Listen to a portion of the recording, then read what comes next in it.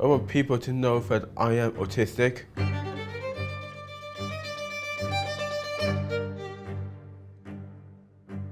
I want people to know that autism is my superpower and autism keeps me hyper-focused. I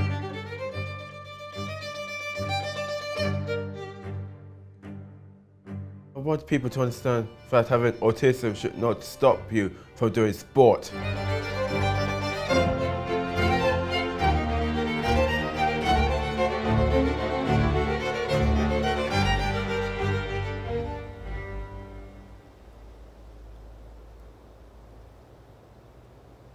So Sam, 1, 2, 3, I think 4, probably 5. Last one, turn. Yeah. And there's another one, far one on that side. Yeah? And then back in. Go far in. Yeah. That's the course.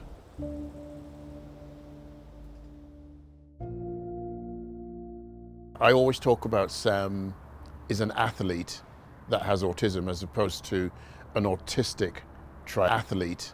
And I'm not demeaning either side of it, but this guy works hard. He trains 24 hours a week, and that's without the yoga he does in the evening. We're going to ramp that up for next year because we want him to become an elite, and that's our dream.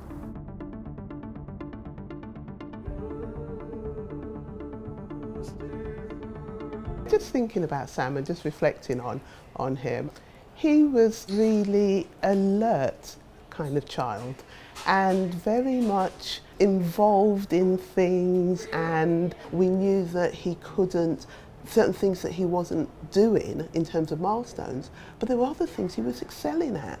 So he could read at 4, he could do maths, he's very numerate. He taught himself to touch type 40 words a minute by the time he was about 6 or 7 because he got a little typing program and he just worked on it. So we started recognising that there were lots of things that he couldn't do, but there were other things that he could. So we tried to work and build on the things that he could, because ultimately we wanted him to be confident. We wanted him to have competencies. We wanted him to be able to say, I can do that, and no one can take that away from you. When he was at nursery, for example, they said to us that we'd expect him probably never to be vocal and never to do anything, and that we should really limit our expectations of him. We should be really, don't hope too much, don't expect too much. And it was like, no, don't be silly.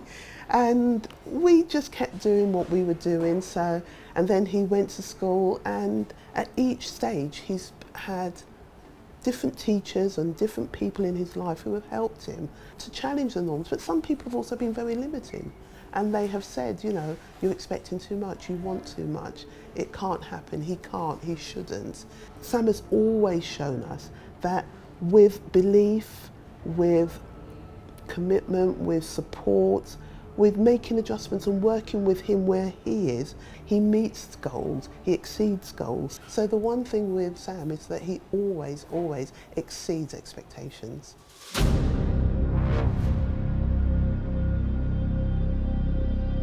The thing we learned about autism over the years is that those who are on the spectrum, they're highly sensory. So noise, touch, things they touch, how they feel. We always thought that was going to be a big challenge for us because, doing a triathlon, you need a wetsuit, first thing. Secondly, you're going into water, which, who knows what's swimming in there. And the other thing is people. So there's crowds, there's noise, people close together. He has to face all of those challenges, everything. And I think what he does, he just gets tunnel vision. Athletes talk about this, so he's just thinking, I'm going to swim now. So the people around him, the noise, the contact, the wetsuits, all of that disappears because doing the race is more important than all of the other things. He can overcome some of those challenges because he has something that he wants to do more than the impact of the challenges.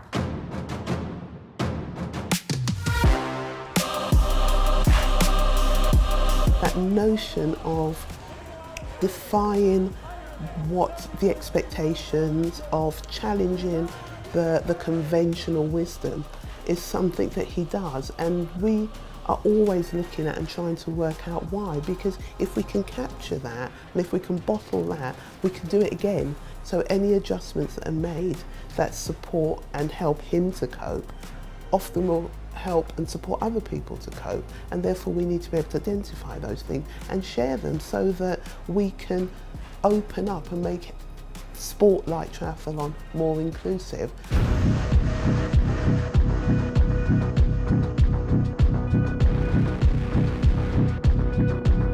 I like hills, I like pain, I'm strong. I am a triathlete and I never ever quit. Talk about motivation with Sam. Sam doesn't need to be motivated. He is on, we could say, a mission. He's inadvertently raising the awareness of autism globally and doing it through sport. I think that's quite unique for autism. He is continually learning. He is changing, he's developing, he's growing in independence, and he's making his own way. He's making sense of his world, and in his own sense making is using it to inform and to help him to navigate the world. So it's a really positive thing. Sam gives me humility more than anything else. I'm in awe of this guy and what he does. It changes your view of the world and what people can do. I think until you have a child with a so-called disability, which is his advantage, you don't see it, you don't understand it. And then it changes the way you see the world and the way you behave. And that's what he's given to us.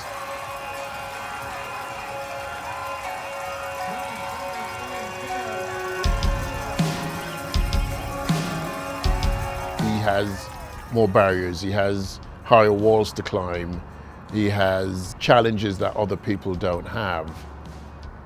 But on the other side, he's brave and he's strong and he's reliable, he's dependable, he's trustworthy. So it's all of the good things about people that I just best describe Sam.